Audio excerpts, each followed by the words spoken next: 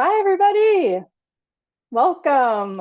We are just getting started here. It's the top of the hour. Depending on where you're joining, good morning, good afternoon, maybe good evening. Who knows how far this invite traveled. So I'm really excited to have everyone here today. I know it's a large mix of lots of different people. One thing I'm going to ask people to do before you get started is to rename your own tile. It's always helpful to get a sense of who's joining us today. We have our panelists who have already renamed their tiles, but if you could rename yours also to include your institution's name or your organization's name, that would be lovely. So I'll give you a moment to do that.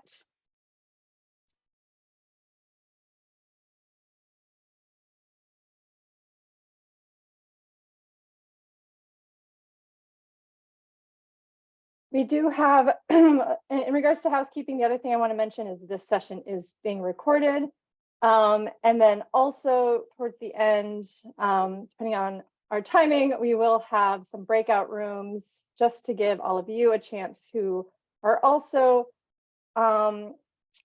working on a Campus as a Living Lab program or thinking about getting one started or just plain curious about it, to give everyone a chance to sort of swap stories, but in a smaller group setting. So that's something to expect at the end of this session today, which is going to be 90 minutes. So with that, I'm going to just get a rolling start here and do a little bit of an introduction and an overview. I'll start with myself. Hi, everyone. My name is Dallas Scott. I'm the founder and principal of Trust. I've also had the opportunity to support the Ivy Plus Sustainability Collaborative for over the last 7 to maybe 8 years now. And so it's been lovely to be able to work with everybody and specifically to be a moderator for today's session. So what are we covering today? Let me jump to that now. So the purpose of our time today is, there's just so much going on right now with to have around Campus as a Living Lab. And we wanted to do this best practice sharing, which is something that the Ivy Plus Sustainability Collaborative often does within their organization. But one of the things we wanted to do is open it more broadly because it's such an important topic. So by the end of your time today, we hope to increase the awareness and connectivity among higher institutions regarding progress and approaches on Campus as a Living Lab programming. We want to give opportunities to share some strategic insights from our panelists today, best practices, barriers that they've experienced in initiating these programs or running these programs, to foster inspiration and expansion of programs that you might be starting or have on campus, and then also to share helpful next steps and thoughts around these Living Lab initiatives. And so not only are we going to have an opportunity to hear from our panelists on this, but again, towards the end, what we're going to be able to do is give you some time to bring your insights and expertise into these smaller breakout rooms at the end to share your experience and expertise as well. And also to ask for questions on a smaller scale. Okay, so what this is going to look like, we're going to be jumping into each of our panel institutions are going to do a brief overview of their program just to give you some context. And then we're going to have a panel discussion with some guiding questions around, what is it like to start a program, to have partner engagement, your governance structures and measuring progress. And then we'll jump into these small group discussions. So that's the layout for today. Once again, if you're just joining us, we would love for you to rename your tile to also include your school institution. So with that, I'm going to introduce our panel. It's a lovely group of people today. You're in luck, and we have representation from Princeton, Stanford, Johns Hopkins University, MIT, Duke, and UPenn. I'll let them introduce themselves a little bit more, but I just wanted to showcase everyone that we have here today. And I also very briefly wanted to share with you that here's just a snapshot of a couple of operational definitions from some of the schools that are presenting today. But each program might have a slight different approach to Campus as a Living Lab, but really it is taking the strength and the mission of university, which is teaching, and utilizing the campus footprint and the relationships across campus to be innovative, to learn, to teach, to engage. And with all of our representatives today, this is centered around sustainability and climate action. So without further ado, let me pass this on to our first panelist for today, Ijoma from Princeton. Ijoma, I'll pass it on to you. Thank you, Dallas, and hello, everyone. My name is Ijoma, and I lead the Campuses Lab program at Princeton. And just to give you a general overview for our program, our Campuses Lab program sits in the facilities organization, and we are also funded through grant funding. And we have a model where for some projects we receive funding. We have a co-investment model where we receive funding from facilities, academic departments, as well as the provost's office, as well as the research offices on campus. So co-investment for some projects, but for most of our projects, we rely on a grant to fund our students and faculty that drive Campuses Lab projects here. And in terms of the maturity of our program, it's relatively well established. It's 15 years old. And one thing that we are really razor focused on right now is scaling. Early on, we had a lot of ad hoc programming. So now we're looking at formalizing relationships and developing a dedicated fund for Campuses Lab programming. So those are the things to keep in mind for our program. And I look forward to sharing more about our project when we come to the questions.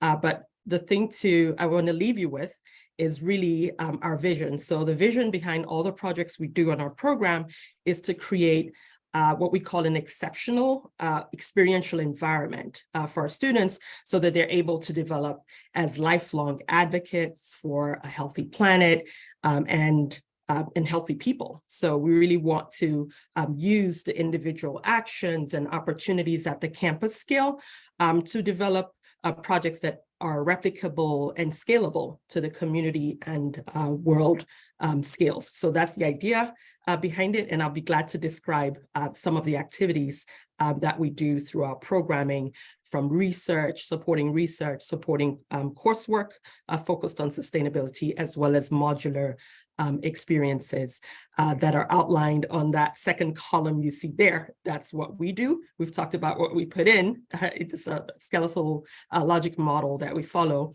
and use to measure our progress. But basically, we do supporting coursework, supporting research that's focused on sustainability on campus, modular experiences like field visits, and then we, of course, provide that administrative backbone to all these activities, whether it's through providing access to data, managing projects, and coordinating coalition building for the faculty, staff, and students that are involved in Campuses Lab programming. So I'm going to come back to this when we get to the questions, but I'd like to stop here and then come back to describe more some of these projects and how we measure progress on them when I come back.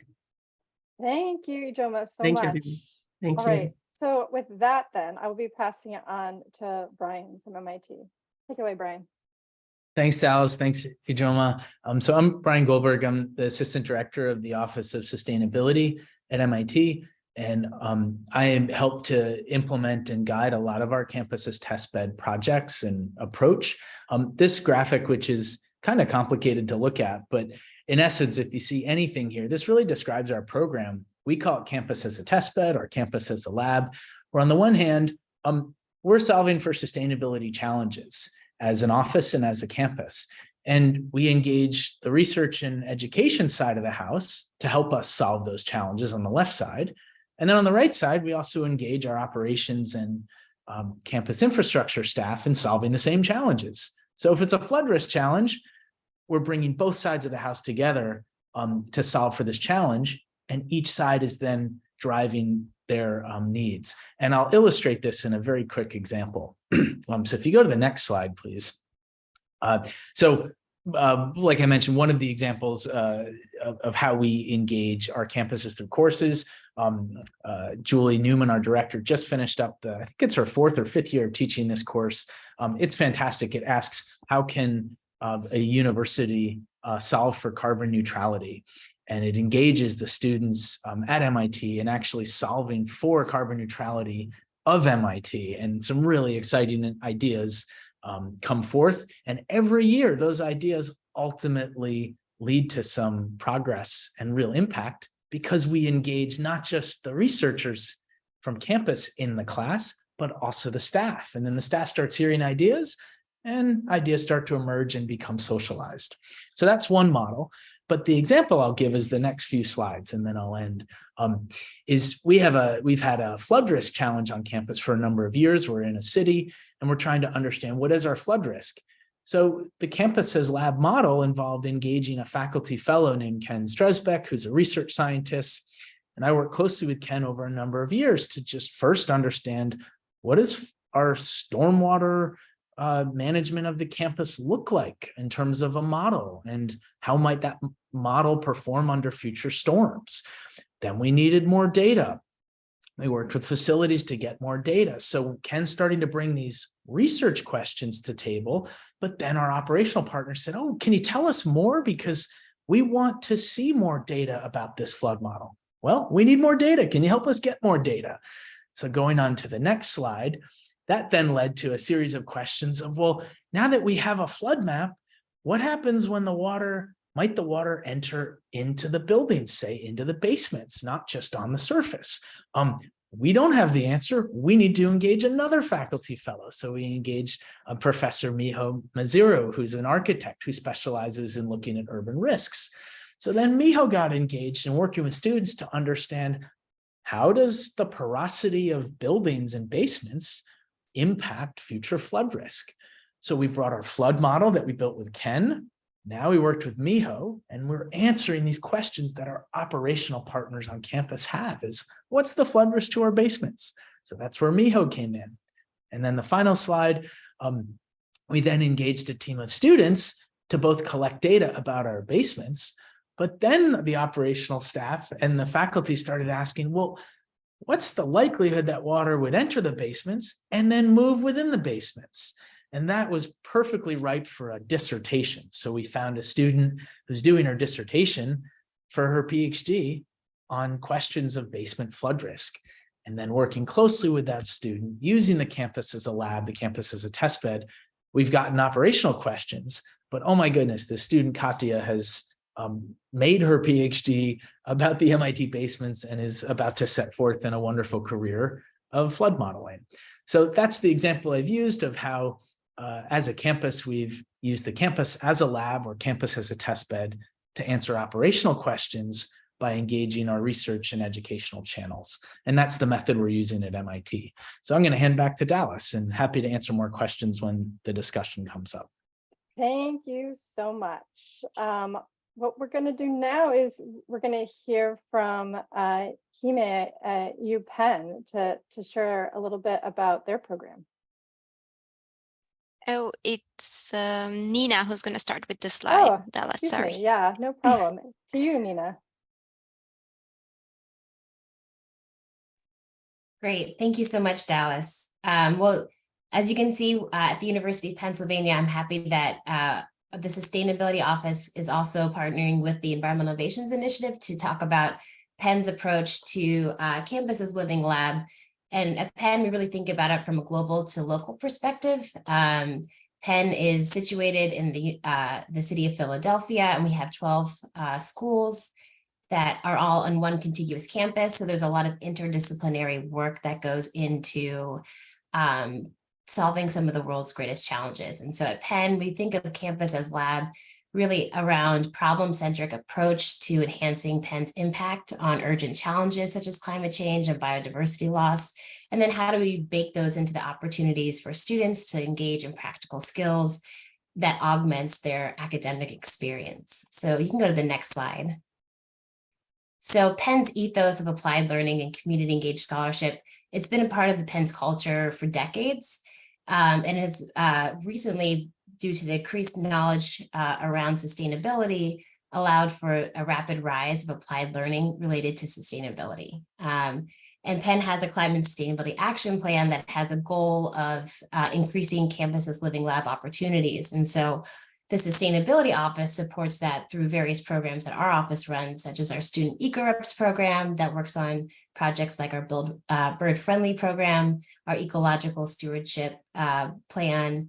And we also do a lot of partnerships with Penn centers to study stormwater, resiliency, and developing a water footprint, amongst many other projects. So we really bake in the Penn's expertise into the operational experience, but we are just one of a larger ecosystem at Penn when it comes to offering opportunities for applied learning and research.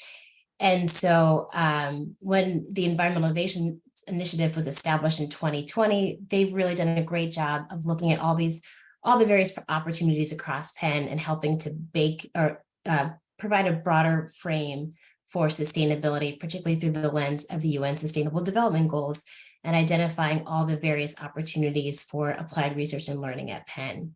So from here, you can go. I'm going to turn it over to Hime to talk about what she's been able to uncover, and also the programming that the Environmental Innovations Initiative is doing to support Campus's Living Lab. Thank you, Nina. So it is increasingly recognized that global environmental and social challenges require integrated approaches. And for this reason, the initiative supports research communities or interdisciplinary groups that are engaged in studying a common theme of broad environmental significance in one of three defined tracks. This could be stewardship of nature, climate action, or societal resilience. And in this slide, we're looking at the latest cohort of research communities. It's a program, as you can see, that is led, each one of those are led by a Penn principal investigator, but they also include at least one public-facing outcome. They must offer opportunities for students and foster internal and external collaboration. In this way, the research communities are expanding our opportunities to take, as Nina said, a problem-centric approach in and also beyond campus. And they're also creating opportunities for students to practice acquired skills and to learn about their capacities as change makers. The program has central funding from the provost, and it's been running for its third year. So we started with 3 research communities, and we have doubled the amount of research communities on campus. Happy to answer any questions. That's all. Thank you. Thank you so much, Hime and Nina. I'm going to now do a spotlight here on Duke. Emily, we would love for you to share more about your program. Thanks, Dallas. Hey, everybody. It's such a pleasure to be with a big crowd today. My name is Emily Bilsick, and I come to you today from Duke University. We're in Durham, North Carolina. So I'll tell you a little bit about our campus as classroom or campus as lab initiatives.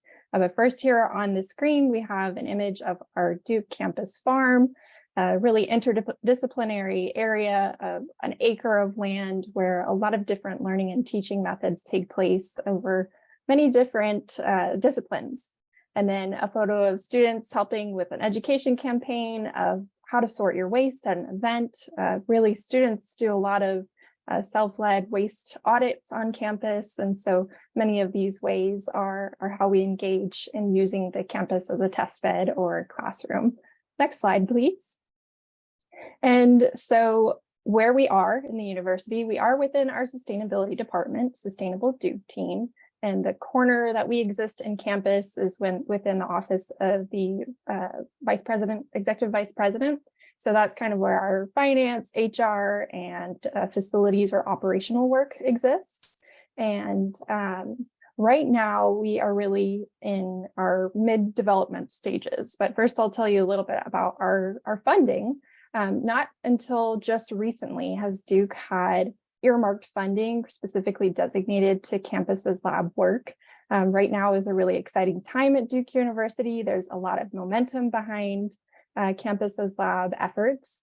And this grant that we've received about a year ago is really working towards a broader sustainability and climate goals at Duke. So it not only funds our Campus's lab efforts, but also many other climate and sustainability things at Duke. So this grant does fund my position, and my position is an inaugural role of Campus's lab assistant director. And I'm also very lucky that I had someone before me, a student, actually now a Duke graduate who's on the call today, Alex Bad, was an intern with our Office of Sustainability and worked for months or a year plus on a project to study best practices of other campuses' lab work at other universities. So you may have interviewed with Alex before. Alex is going to post something in the chat that you can review, sort of a summary of the work that he's done. It may be helpful to you if you're looking to start a Campus's lab program. So yeah, in the past, there really has been stuff going on at Duke that's related to using campus as a classroom, but it's really occurred organically. We haven't had staff time dedicated to what we now do. So I started in my role just actually 3 months ago. This is very new to me. And now I'm working on sort of where Alex has left off, starting to develop partnerships and relationships across campuses, which is really integral and key to a successful Campus's lab program. So right now we're really trying to talk to people and see what the landscape already is on campus. There are a lot of entities who do focus on experiential engaged learning. And so we want to fill the gaps of what's happening on campus. And so before we just jump in and create procedures, we're being really intentional about meeting people where they are, seeing what barriers and influences already exist. Thanks, And Emily. oh yeah, thanks. Yeah, I'll talk more later. yeah. We'll dive into that a little bit more later, but I do want to give a chance for our Yes. next school. We have Stanford here next. So I'm going to let me change our little view here. So pass it to both Christopher and Aurora here from Stanford. Take it away. Thanks, Dallas, and thanks, Emily. So Stanford is a leading institution when it comes to operational sustainability. It's a STARS Platinum institution and has launched the first new school in over 70 years, the Dorr School of Sustainability, with the second largest gift ever given to higher education. So building on being a leading academic institution, a leading institution for sustainability, and literally hundreds and hundreds of experiential project-based sustainability and energy courses, and over a dozen years of sustainability internships, the Office of Sustainability and the Dorr School are creating a memorandum of understanding about living labs, and Christopher's leading that effort and bringing 20 years of me building this vision and practicing how do you create a living lab fellowship program, building on a model that I piloted at Swarthmore to create this living lab fellowship program. The funding comes from all across the institution, the Office of Sustainability, it comes from the Dorr School, and there's a center called the Bill Lane Center for the American West. And the vision is really, like the Dorr School, about speed and scale. So if you could go, oh, and I just wanted to mention one other thing. The Sustainability Accelerator funds faculty for up to $800,000 to do real world sustainability projects. And some of that is for on-campus projects. And Christopher can tell you more about that later. So next slide. The Living Lab is really, it's bringing everything together, the fellowship program about real world projects, students gaining real world skills, engaged scholarships, and enhancing collaboration. And if you could advance, one key element of this is change leadership. And that is because we know, and the next slide, that over 70%, if you could go to the next slide, over 70% of change efforts fail. So while our institutions are teaching we're top institutions, we're teaching students engineering and policy and science. If they go out there and they fail to implement that, and that's what we're seeing, that's why we're in a climate crisis. And a faculty at Stanford, Mark Jacobson, he has studies that we have the technology already to power the world with renewable energy, but we're not implementing it.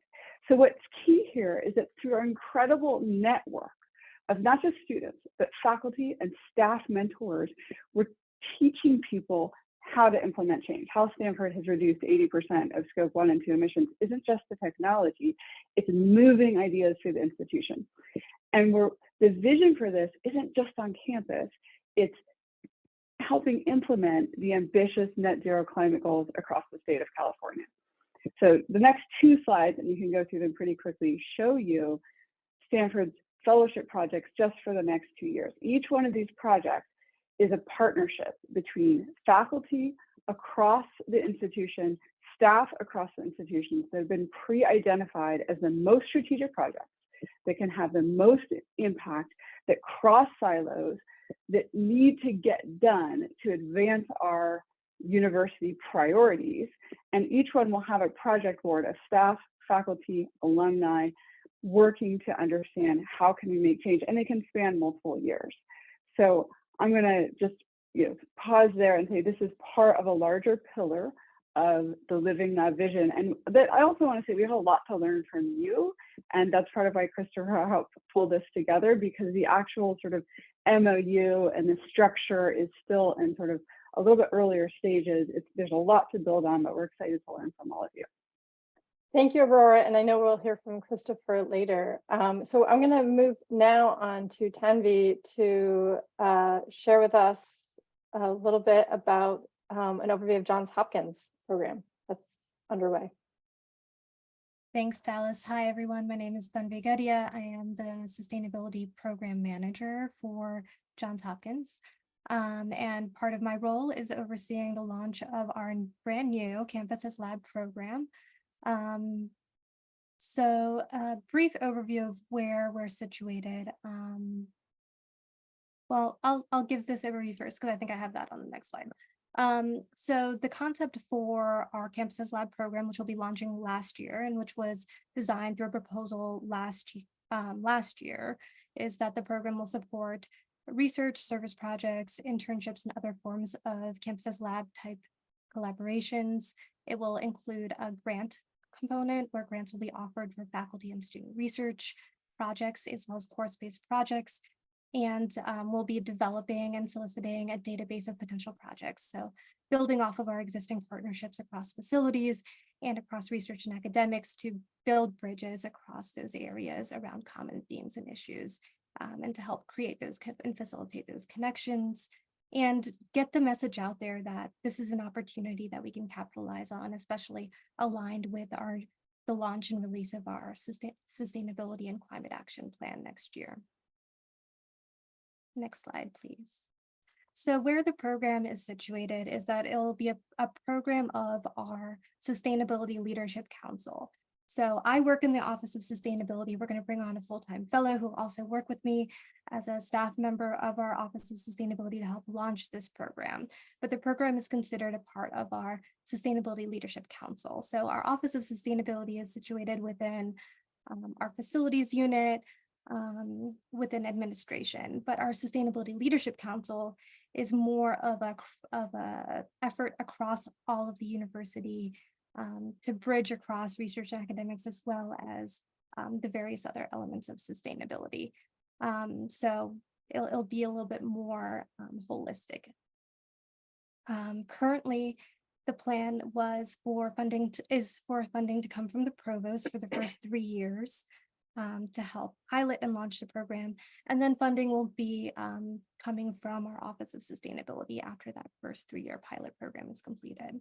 So the way the program was developed is, again, very collaborative with faculty, staff, and students all working together to do research, to interview faculty who are doing projects that already fall under the parameters of Campus as Lab, looking at what other universities are doing, and the development of a proposal that includes both the grant components as well as other components to help support campuses lab projects at the university. So that proposal has been pitched to the provost. The provost supported it and has allocated funding. So we're planning on launching it next year, as I mentioned, alongside our university sustainability plan. So as we envision these goals for the university, taking the next step to implement those goals and identify how we're going to achieve them, really looking for that to be a collaborative process where we bring in our students and faculty and staff from across the university. And it's really been a partnership involving faculty, facilities, staff, as well as folks from our research office to help with the grant administration process and to make sure it's aligned with other research grants across the university. Well, thank you, Tavi, and thank you to everyone who is joining us today. And one of the things I would love to share now is we just have a set of questions that it's a little less formal than sharing our PowerPoint slides, which is my preferred way of communication. However, so we're going to be asking some of our questions here, and then again, if you have thoughts or questions around the program, you're welcome to put them in the chat, because later we are going to put everyone in a breakout room to give a chance to have dialogue towards the end here, and that's how our Q&A formatting is going to work today. Tavi, I'm actually going to stick with you. I'm going to stop sharing my screen. I'm happy to bring it back up there if anyone would like that. But what I would love to ask you right now is, as at the start of the program, what motivated Johns Hopkins University to dive into this work, to really investigate a campus as a living lab program, recognizing that it takes funding and just effort and staffing and all those things. So can you tell us a little bit more about the genesis of this program and why you decided to dive in? Sure. So I just started at Hopkins in September, so I wasn't there for the proposal development period, but I've been lucky enough to join and be a part of the next steps of moving it forward. I think one of the main motivators or drivers of it is that Johns Hopkins is really known for its research. It's a leading global university for research. It's the university or research institution that receives the most funding for research.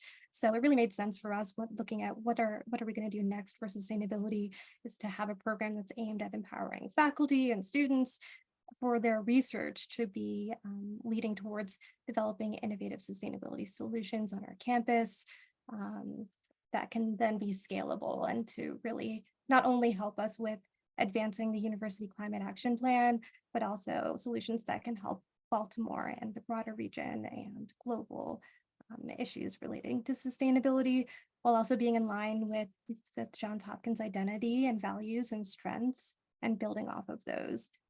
There was an immense amount of interest amongst faculty and students that really helped to drive that program proposal forward. Like I mentioned, we had doctoral students who volunteered their time to do research, to conduct interviews, to develop the proposal, along with faculty and staff who volunteered and devoted their time to really bring this proposal forward and to make it a really strong and well thought out project, which was really incredible.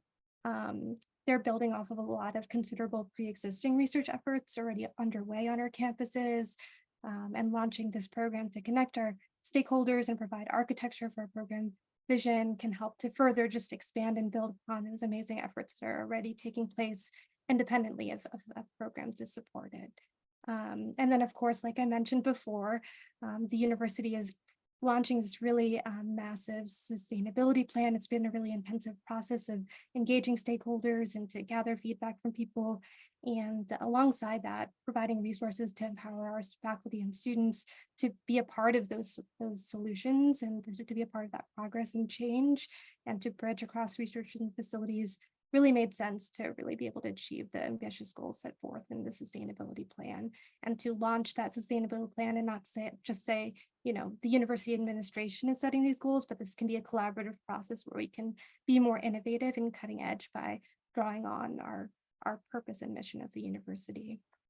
Yay, Tanvi, thank you so much. And apologies, Everett. I thought I could pin all the panelists. Maybe I still can, but my options ran out, so I decided to unpin folks. So that was confusing. We're good. We're good.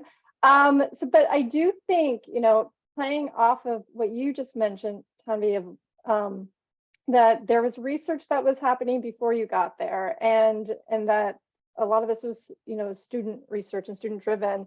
I think, Emily, you kind of touched on this as a similar story.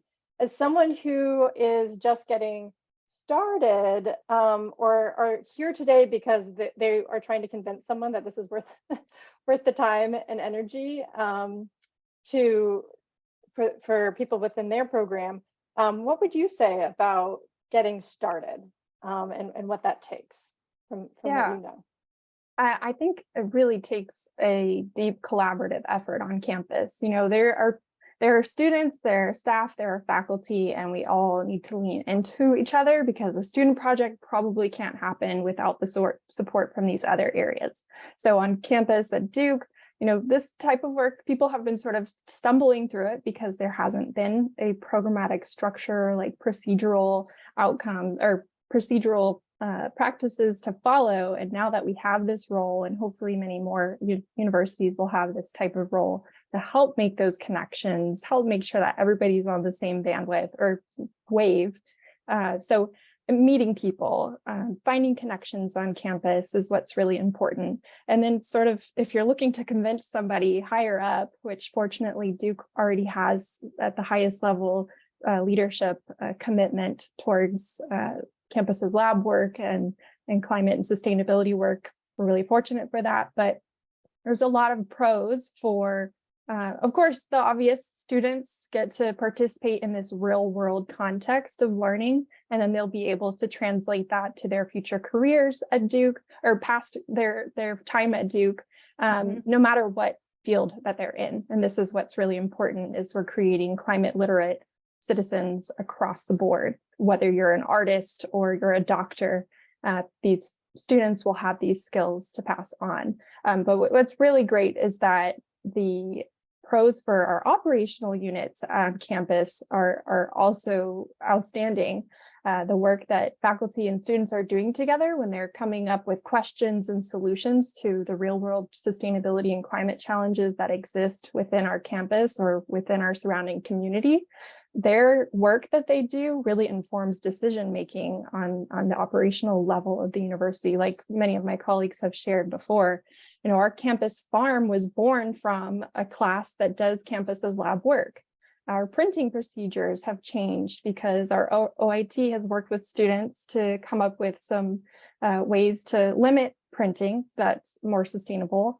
And we've had lots of cool co-curricular things come out of student recommendations and guidance of research that they've done, such as a citizen science program that's now thriving at a Duke, our Duke Research Forest. And so there's plenty of pros and cons. Breaking silos, working together, and using campus as a test bed really benefits and is a win-win for everybody.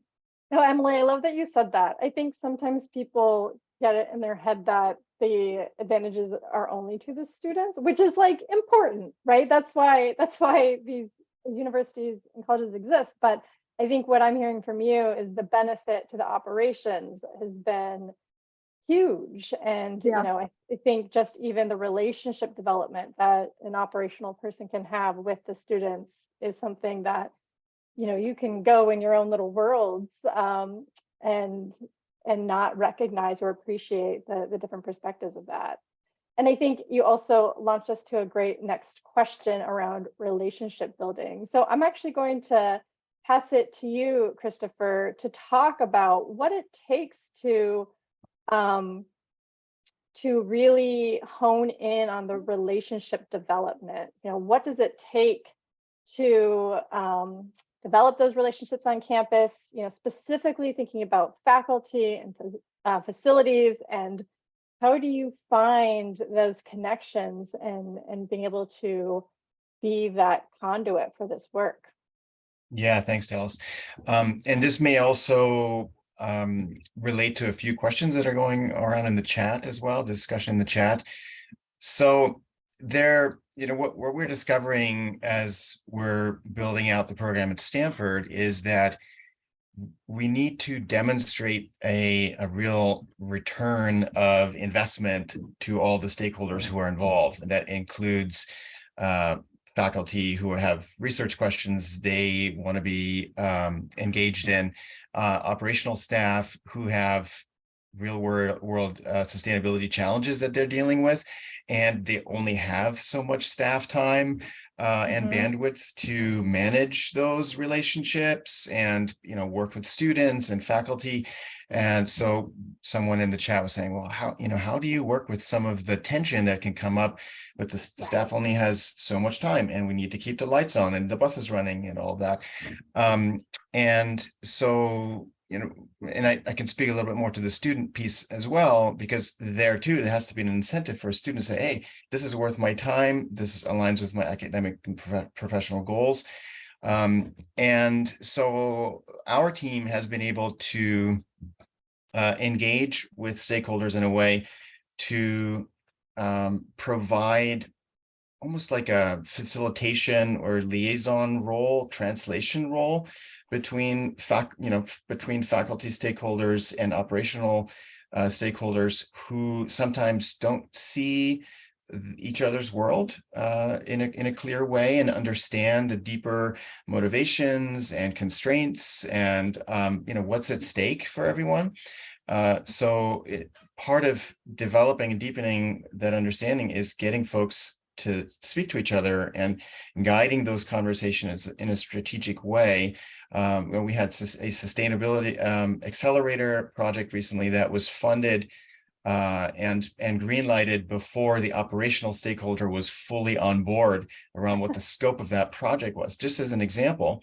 And our team was able to come together with everyone there and smooth out the tension. And actually the operational director then was on board and excited and enthusiastic about the project, whereas before it was, bridges had been burned and it was sort of a historical challenge of the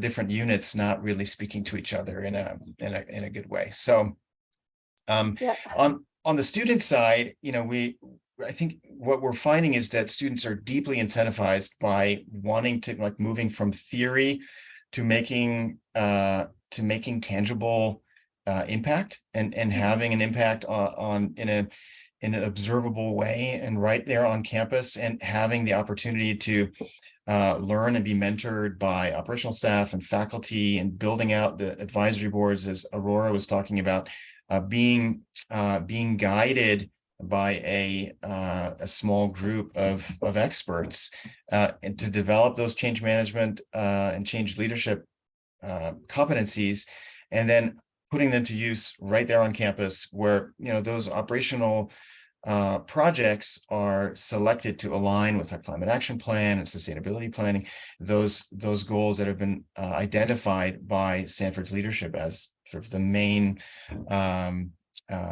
our North Star in terms of our sustainability efforts. So, we're trying to foster high impact collaborations like that by, listening deeply and choosing those projects strategically.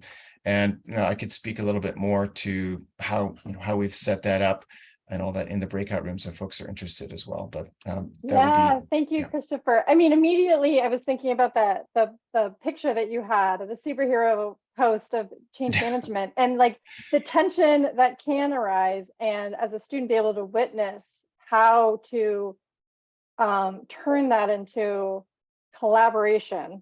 And to see the conflict that's coming up is not right or wrong, but like, yes, and yes, two things are true. And how we can bring this together to actually continue the momentum on campus and not have it be this gridlock, which I know a lot of people, that's one of their biggest fears about Campus as a Living Lab, is just imagining conflict and that can arise. And so I'm going to pass it on to Brian to continue this conversation around relationship building.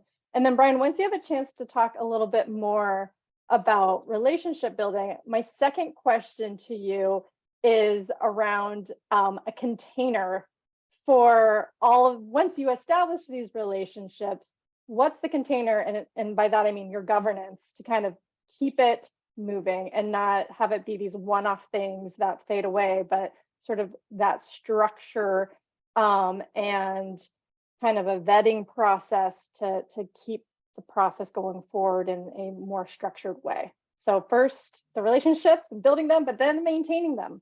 So I'll pass it to you. Yeah, thanks, Dallas. I think on the relationship piece, we use a term with Campus as a Lab, de-risking. So a lot of times we find that it's the operational staff who maybe are curious about wanting to do things or try things, but are afraid. And enter when the operational staff, when they can put on the hat of an academic place, like, hey, we're not talking operations right now. We're just talking about ideas with this faculty member. It's amazing how some of these engineers and architects open up because they're freed of their project constraints. And so Campus as a testbed works really well for de-risking. And then what that does is we find it strengthens the relationship. So now these facilities partners who say, oh, well, that was a really fun brainstorm call we had last week. They're freed and they can have those conversations, and then they want more of them.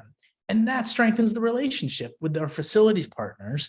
And then equally, it strengthens the relationship with our faculty partners because they're now getting insights from a facilities partner without a specific formal project on the table. It's just a brainstorm. So I think that's a tool. One of the values that comes out of Campus as Lab is the de-risking of some of these ideas. And then in terms of, Dallas, your second question around the governance of Campus as a testbed or Campus as Lab, is at least MIT has been running this work for the last about 5 years, is in the Office of Sustainability, we have a program we call our Faculty Fellows, where we have 3 partners there, faculty members and research scientists who each year we're working on a sort of a set program with each of them. So I'm working with Ken Stresbeck around flood and heat risk.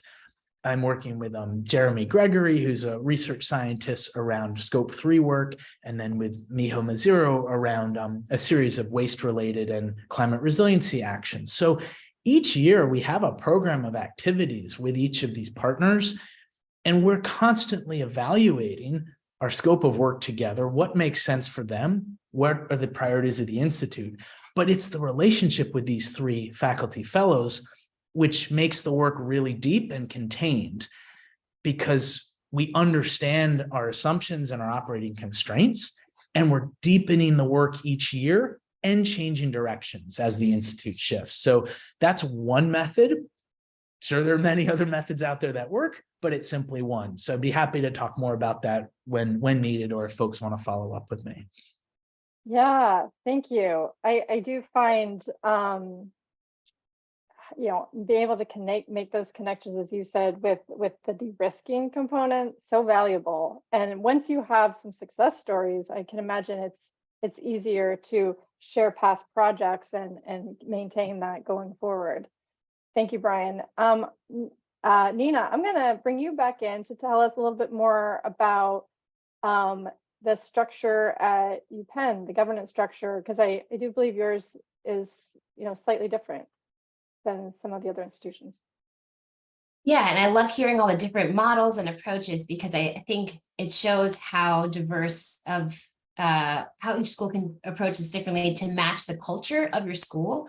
At the University of Pennsylvania, we have very much a ecosystem of applied research and learning. And it is already very transdisciplinary, crossing between the schools. And because of that, we have a pretty dispersed model of Campus as Living Lab opportunities. And so pros and cons of that, right? Like pros is that you can really get baked into a specific expertise and have sustainability be a core part of that, and have it be a very deep experience. Con of that is that it's hard to know all of the opportunities out there, which is why we have the Environmental Innovations Initiative start, which again is pretty new to our campus, but is allowed in the past few years to help be that umbrella to sort of see all the various opportunities that are happening across our campus and find those connections and synergies across. Because I think that's one thing that we were missing at Penn, was like the synergies between these various programs, because we have amazing things happening at our water center.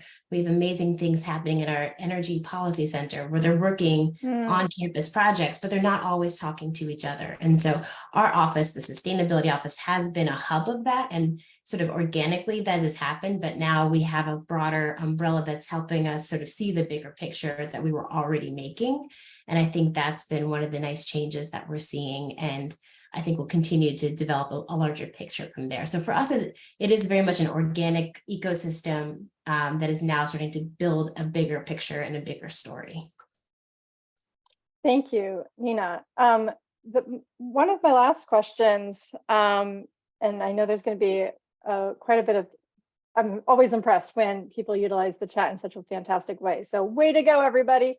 But one of my last question is going to be to you, Ijoma, around measurement, right? Because I think we've all been to a session somewhere where they're like, our program is so successful, but there's like no metrics to show that. Like, what does it mean to have a successful program? What does done look like? What does it mean to be able to report out to, you know, senior leaders about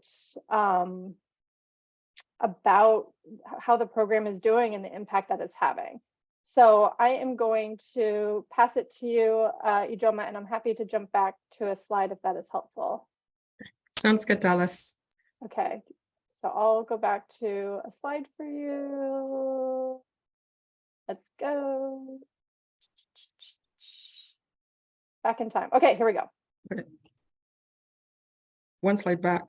So Here we go. Yep, it's been awesome hearing from the different schools about the different models we all run for our Campuses Lab programs and the range of projects, the sheer range. I'm imagining Aurora's slide where, you know, you have a range of fellowship programs. So we have this full range of projects involving a diverse set of collaborators. How do you make sense of it all at a program level? And what we've done at Princeton is to start to think about our program in terms of how do we start to, how do we measure success? What do we count and what's meaningful, you know, and how do we count those things that you can't quantify, like the relationships that Brian talked about, the super valuable experiences that our students are getting on the ground while they do these projects or participate in even field visits.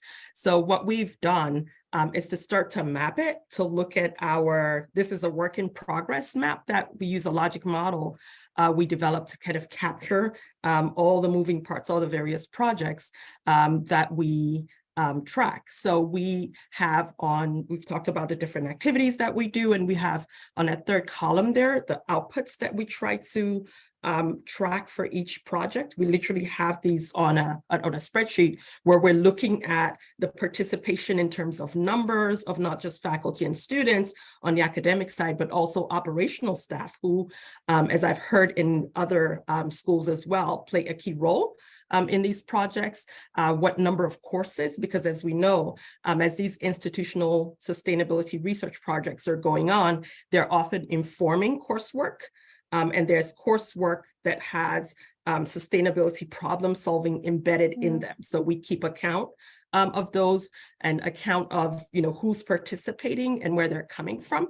And one thing we also try to keep track of is, in the case of research, the papers that are coming out in terms of output here, and the grant money, how much are we funding from our funds, whether it's through our office or through our office campus partners, be it the provost or academic department. So we keep track of that. And we also keep track of the qualitative feedback we are hearing. And it was really interesting to me to hear as well from fellow institutions that there are those projects that are not one-off and that are building and leading to sort of those long-term outcomes in terms of producing knowledge that we can capture and measure in terms where, you know, even where they result, for example, and as I'll show you in a few projects of ours, where they result in implemented projects on campus that feed into the operational side of things. And Dallas, next slide, please. And I'll share with you a few of our projects that kind of fit in some of those buckets. And on the relationship building side, we find that those one-off field visits that classes do, that the Campuses Lab program supports, are really key to that partnership development that Brian talked about. Sometimes giving students and faculty the opportunity to see the world, the operational world, and vice versa, bringing operators into the classroom supports that relationship building. And for students have told us many a times that it also gives them some professional kind of development results where they're learning not just to use their technical brain, but also their people brain in working with others. And on the research side, on the right hand there, the image that you see is one of our most impactful long-term project where we have a faculty in civil and environmental engineering studying lower carbon concrete products and feeding that. And our operators on the operational side are watching this closely because we are right now as Princeton involved in a $10 billion capital program, which is the largest in our history. And on the facility side, we're thinking very closely about embodied carbon. And we're thinking about the global scale where, as you know, concrete accounts for 8% of global emissions. So as this project develops and helps us understand the structural performance of these new products, industry will benefit on the long term, we hope, from the findings. Last slide, please. And these are two other quick project highlights. One is a seed farm project, which is one of a portfolio of food systems focused projects that we have, which is also supporting coursework. We're tracking that, supporting internships, and supporting that collaborative project development that's not only bounded by the campus geography, but also extends to communities beyond campus. We talk about it as campus as a living lab, but as you see increasingly, and I've heard it from other presentations here, there are those projects that are involving partners at a community level. And in the case of the seed farm, the interdisciplinary faculty, they're looking at in studying indigenous farming practices are also engaging directly with indigenous populations and involving students through internships in that process. And I'll just end on the note of the Bird Friendly Design Project, where also one of those we see as long-term projects where we're able to see and in the immediate term, the impacts of faculty studies of bird-friendly design haven't been fully implemented now by our capital projects teams. And that movement where from bird windows collision monitoring, which our students are involved in, we're seeing infrastructural changes on campus as well as long-term institutional policy changes. So we're now moving towards changing our institutional requirements of those building on campus so that it's fully embedding these learnings.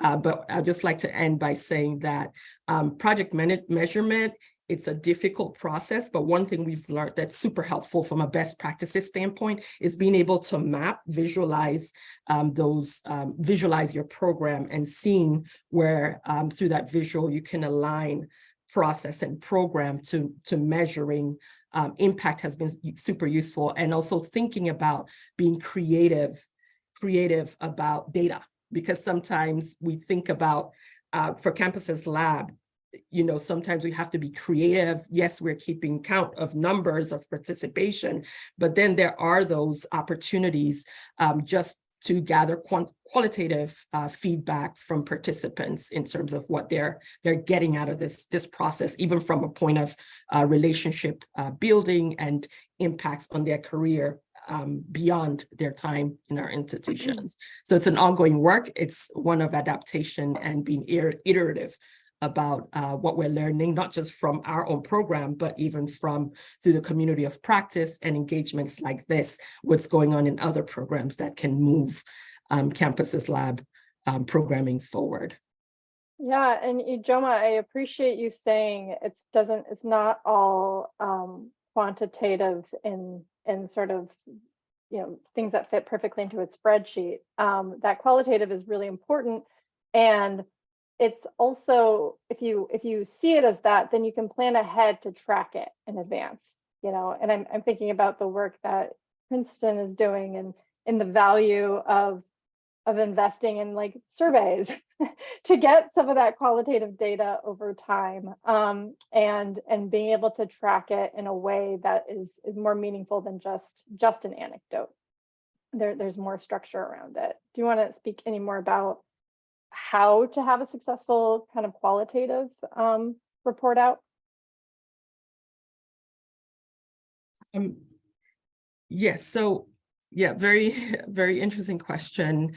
In terms of the qualitative report out, it can be difficult because it's in all sorts of places. Sometimes it's verbal, something said, something emailed where a student is saying, this was really powerful to me. I attended, I visited the campus energy plant as a first year, and now I'm doing my dissertation on sustainability focused on the energy plant. So we find that we have to transplant, like move, beyond the celebrating that moment where you hear the impact of the work. But we find that one thing we're working on is being more systematic about putting, keeping a record of it. And we find that it's super useful in the socialization aspect where we're sharing with leadership what this program is about and what it's achieving and the impact it's having on the student experience. We find that beyond the quantitative measures, those qualitative measures really do take us far as far as storytelling and change leadership is concerned. The engagement around that, we find it super effective in doing that. And we do keep track of proposals we do not accept. So it's not just the success stories, but we are also, there are a lot of insights to be gained from what we don't fund and what we don't support, because sometimes it may be a timing thing, it may be a funding issue. So we learn from that as well, not just the success points. I'm glad you said that. That set us up nicely. I'm actually going to do a rapid fire quick questioning to all of our panelists of, I know when you go and you hear the panelists and there's these success stories and what's working, but there are the times where things just flat out didn't work. We fall on our face, we learned. So this is a 60 seconds or less story of something that just did not work. Ijeoma, do you have a quick example of kind of the failure in 5? Let's see how quickly we can get through some failures from each of our panelist institutions, and then we'll jump into the breakout room. What hadn't worked in the past for Princeton? What hasn't worked? Briefly. Okay, very quickly. We have, as I mentioned earlier, we're working on a large scale dedicated funding for Campuses Lab because we find that we are sometimes, whereas a collaborative project, we're cobbling funds. So we're working on a dedicated fund so that can give us a little bit more acceleration where funding is required. So we've had instances in the past where we are trying to support a project within an ongoing construction project, and there is like a timeline to that if we don't meet the window for embedding the project, it won't happen. So we've had an experience where we didn't get the funding cobbled on time, and we just missed the train with that. So funding and timing, that's important. Thank you. Christopher, to you, what's a brief learning outcome, a failure that turned into a valuable learning lesson that you would like to share? The one that's coming to mind, and maybe Aurora can jump into, is that, this is regarding governance, because as we're trying to develop an agreed upon coordination mechanism between our academic stakeholders and operations, there was some challenge because on the academic side, it wants to have a committee and set up something very specific and structured like that. And on the operation side, there was some pushback around doing a committee and perhaps doing something much more informal. So that's been a challenge to work with, but we're kind of finding that the more we listen and engage in those the sessions with each of the partners, that now we're moving towards a memorandum of understanding, and perhaps that's a middle ground where the two sides can meet. Love that. Thank you. Brian, do you have a quick story for us? Yeah, operational research is really hard. Like when communities like a lab says, that's great that you want to change our waste bins to include recycling and food waste and trash, but can you demonstrate that a centralized waste bin with nice signage actually makes a difference? We've tried 5 different experiments starting well before COVID to try to prove that. And every time we get an experiment going with like a control group and then a randomized control mixing of bins and signs, something goes wrong.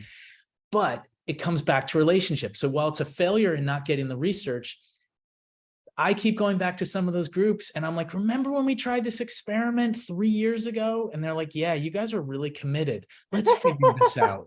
So the failure becomes the relationship glue. Ooh, yes, love that. Right. Oh my goodness. That one, bumper sticker. Failure, relationship glue. Thank you. What about you, Emily?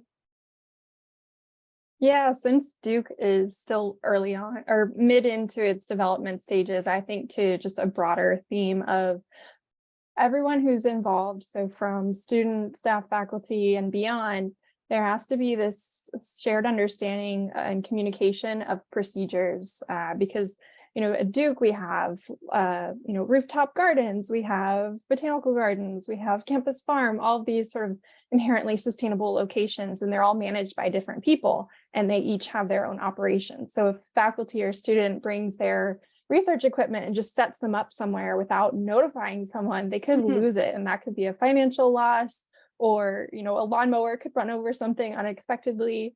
And so having this central role is helpful in making sure that everyone knows about each other.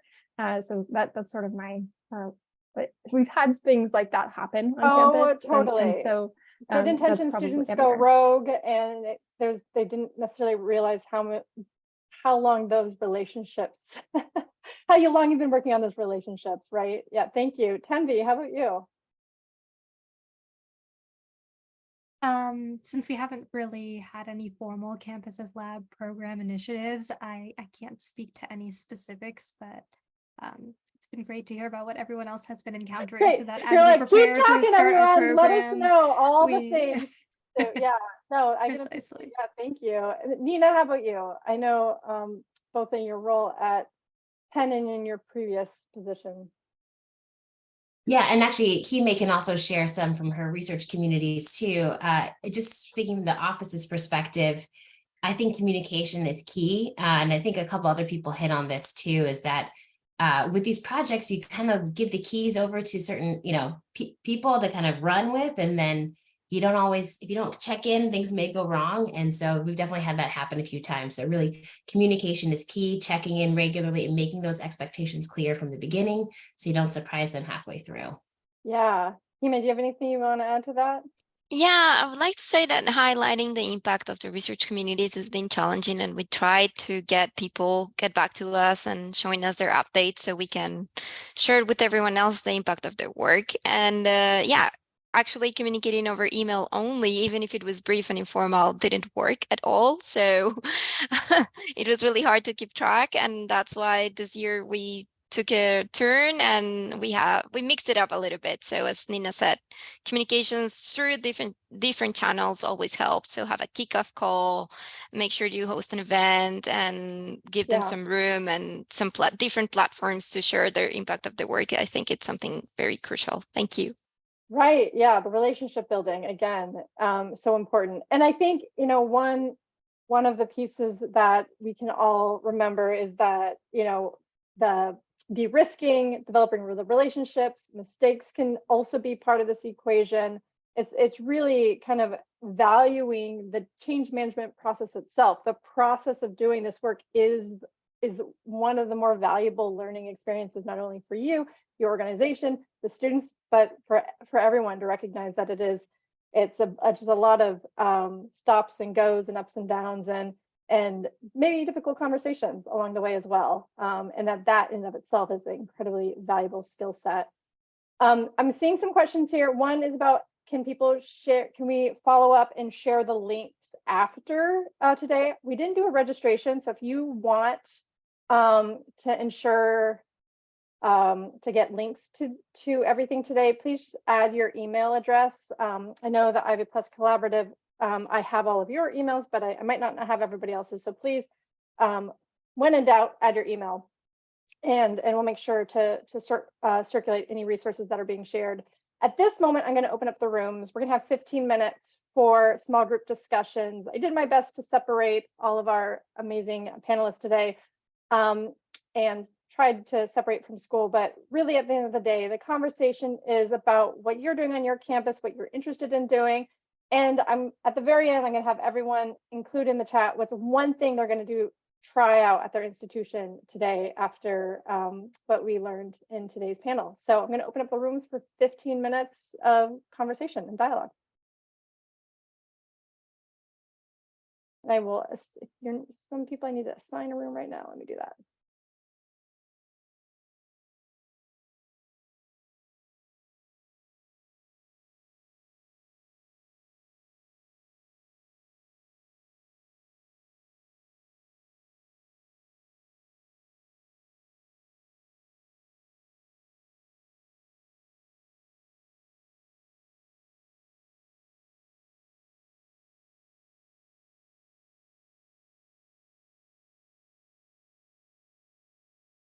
My check. All right, I know people have about 20 seconds left. As you're coming back, we have one final request, actually two requests from the group. Would love to, using the chat function, we would love to know what was a key takeaway that you had from today's webinar, and you know, perhaps something that you'll be bringing back to your campus.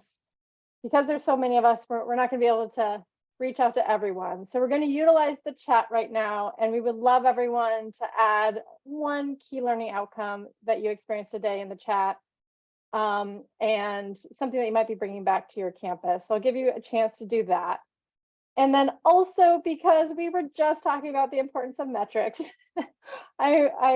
while you were away, I put together a poll to get feedback on how today's session went. So I'm going to launch it now. There's 3 questions, just feedback on today's session. So the first question is, in general, how true are the following statements? I found this webinar valuable. I learned something that I will bring back to my campus. And the last one is, I like the format of today's session. We were sort of trying out some new things here today, so your feedback would be greatly valuable. So I'll give everyone a chance to both do the poll and also respond in the chat of things that you learned today.